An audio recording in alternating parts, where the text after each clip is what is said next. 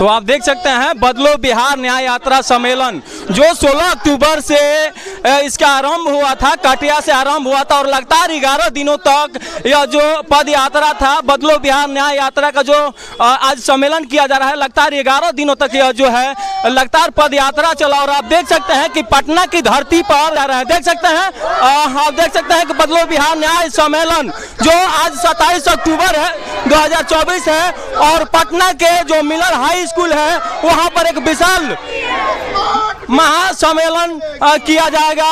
और यह जो यात्रा है हाई स्कूल मिलर के लिए निकल चुका है जो सदैव राम जी है, चलिए उनसे हम बातचीत करेंगे।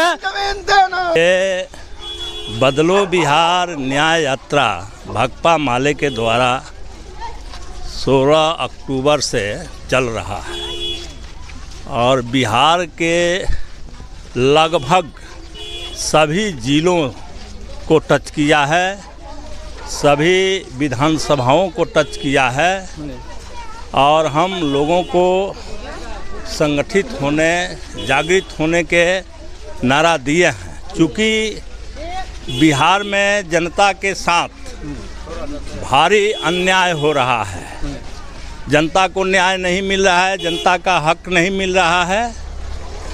तो ऐसी परिस्थिति में अब ये बदलाव की ज़रूरत है और इस सरकार को बदल करके ही लोगों को न्याय मिल सकता है। ये जो विशाल जो यहाँ पर देखा जा रहा है भीड़, जो जनसैलाब मुड़ा हुआ है, कहाँ से लोग आए हुए हैं? यही तो मूल बात है कि जो पदयात्रा हमारा चला उसमें जगह जगह लोगों ने भारी संख्या में स्वागत किया, सभाएं हुई और लोग समर्थन किया। चूँकि लोग चाहते हैं कि बिहार का बदलाव हो। अब आज न्याय जन सम्मेलन है, आज सभी जगह से पूरे बिहार से लोग आ रहे हैं और इस न्याय जन सम्मेलन में हम लोग बिहार को बदलने का खाका तैयार करेंगे और लोगों को न्याय दिलाने के खाका तैयार करेंगे। क्या कहेंगे जिस तरह से जनसैलाब उमड़ा है, भाकपा माले के 12 विधायक हैं, 2 MP हैं, क्या सभी लोग वहां पर मौजूद रहेंगे? सभी लोग मौजूद रहेंगे और जो खाका तैयार होगा उसमें सबकी सहभागिता होगी और निश्चित रूप से आने वाले समय में ये बदलाव होगा। चूँकि भाकपा माले के द्वारा बदलो बिहार न्याय यात्रा जो निकला, हम लोग इसमें तो बहुत सारे जनता के मुद्दे हैं और वो मांग कर रहे थे, हम लोग मांग कर रहे थे। बच्चों भी आकर के हम लोगों से कहा कि हमें स्कूल चाहिए, तो हम लोग स्कूल की मांग कर रहे हैं और भाजपा भी एक यात्रा निकाली है और उस यात्रा से त्रिशूल बांट रही है। तो एक तरफ भाजपा का त्रिशूल है, तो एक तरफ भाजपा का त्रिशूल है और इधर भाकपा माले का स्कूल है। बिहार के जनता को तय करना है कि हम त्रिशूल लेके घूमेंगे या कि स्कूल में जाके पढ़ेंगे। बदलो न्याय यात्रा के तहत लगातार जो है कि फूलों का वर्षा हुआ, सभी जगह गाजे बाजे के साथ स्वागत किया गया, हाथी घोड़ा के साथ, और सभी जो चाहे जो जीविका दीदी हो या आशा हो या सफाई कर्मी, सभी लोगों ने जो है अपना अपना आवेदन दिया। क्या विधानसभा सदन में आवाज़ उठेगा? समाज के ये सभी तबका है और सभी तबका के लोगों ने हमारे यात्रा को समर्थन दिया है। बिहार में लगभग 10 लाख से ऊपर संविदा कर्मी हैं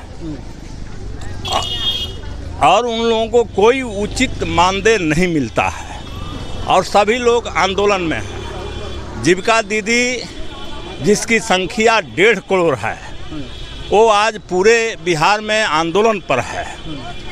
आपको रसोइया के साथ बड़ा अन्याय होता है, 55 रुपया रोज पर उससे काम लिया जाता है।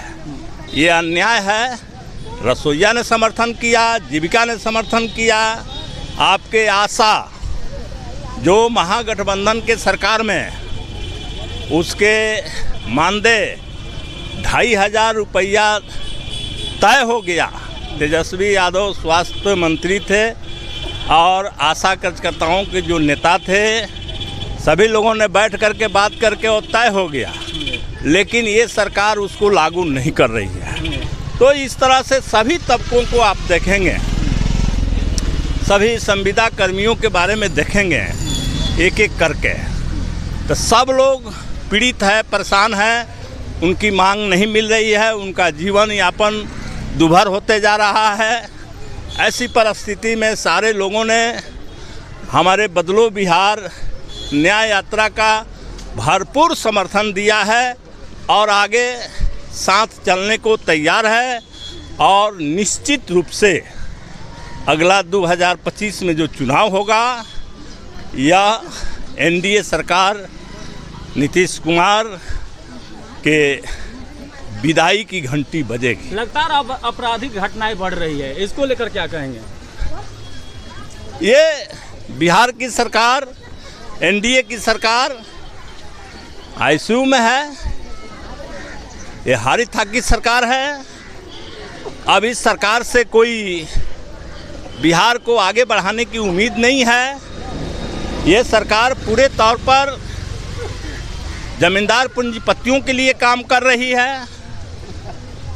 गरीबों के काम अब इससे नहीं होने वाला है और नहीं कर रही है। और यही वो कारण है, जैसे भूमि सर्वे आया है, लेकिन ये भूमि सर्वे गरीबों को भूमि से बेदखल करने का कानून है। और यही वो कारण है कि नवादा में 40 घर जला दिए गए। आपको गया में मजदूरी मांगने के सवाल पर मार करके मौत के घाट उतार दिया गया। आपके सिवान में भरत माझी जो मोछ रखते थे, थोड़ा अच्छे तरीके से रहते थे, यह जमींदारों का देखा नहीं गया और उनको दिन दहाड़े गोली मार करके हत्या कर दी। तो इस तरह से बिहार की कानून व्यवस्था पर अब सरकार का कोई नियंत्रण नहीं है और एक पक्ष लगातार दलित गरीबों पर हमला कर रहा है। यह एक बड़ा सवाल है और इस सवाल को भी हम लोगों ने उठाया है और इसीलिए हम लोगों ने कहा है कि बिहार में बदलाव जरूरी है। जहरीली शराब ने कहा कि ये सरकार, एनडीए की सरकार, नीतीश कुमार की सरकार अब हारी थाकी सरकार है, ये कोमा में है। कितने गरीब मरे, इस सरकार के अंदर थोड़ी सी भी संवेदना नहीं है। और अभी पूरे तौर पर शराब माफिया पुलिस राज चल रहा है और शराब माफियाओं ने शराब को जहरीली शराब बना करके और गरीबों को मार रहा है। तो यह पूरा साफ है। अब इसमें कहीं किसी को कन्फ्यूजन में रहने की ज़रूरत नहीं है। आप देख रहे हैं कि सिवान में 70 लोग मरे हैं और नीतीश बाबू वहाँ उन गरीबों के हालचाल पूछने तक नहीं गए। नहीं भाजपा के जो स्थानीय सांसद हैं वो भी नहीं जा सके। तो यह एक गरीबों के खिलाफ एनडीए का अभियान है और यही वो कारण है कि जो नीतीश जी वादा किए 2 लाख रुपया देने का, वो भी नहीं दे रहे हैं। जो 5 डिसमिल ज़मीन बास आवास के लिए देने को कहे, वो भी नहीं दे रहे हैं। जो वायदे किए वो भी नहीं कर रहे हैं। और जो घटनाएं घट रही है, इससे भी अपराधियों को दंडित करने का कोई उनके पास योजना नहीं है। बदलो बिहार पटना की धरती से क्या संदेश देना चाहेंगे? पटना की धरती से एक संदेश है कि अब पूरे बिहार में दलित, गरीब, अल्पसंख्यक, मेहनतकश लोग, न्याय पसंद लोग एकजुट हो और यह लड़ाई भाकपा माले महागठबंधन के नेतृत्व में होगी और बिहार बदल करके निश्चित रूप से लोगों को न्याय मिलेगा। ये हम पटना की धरती से ये वादा करते हैं कि माले लोगों को न्याय दिला करके ही दम लेगी। सामने उपसभा चुनाव है, क्या कहेंगे, इसका कितना असर पड़ने वाला है? उपचुनाव जो हो रहा है बिहार में 4 सीटों पर जी, और वहाँ तरारी में हमारी पार्टी के उम्मीदवार राजू यादव हैं और वो जीत रहे हैं। उनका जितना निश्चित है। हम लोग यहाँ से अब रामगढ़ है, बेलाव है, इमामगंज है, पूरे जो महागठबंधन के सीट है वो जीतेंगे और जो एनडीए की एक सीट है वो भी जीतेंगे। इस बार एनडीए को पूरे तौर पर 0 पर आउट करेंगे। चलिए धन्यवाद। स्मार्ट मीटर नहीं चलेगा, इनकलाब जिंदाबाद, तमाम गरीबों को 5 डिसमिल जमीन देना होगा, तमाम गरीबों को गरीबी का प्रमाण पत्र देना होगा।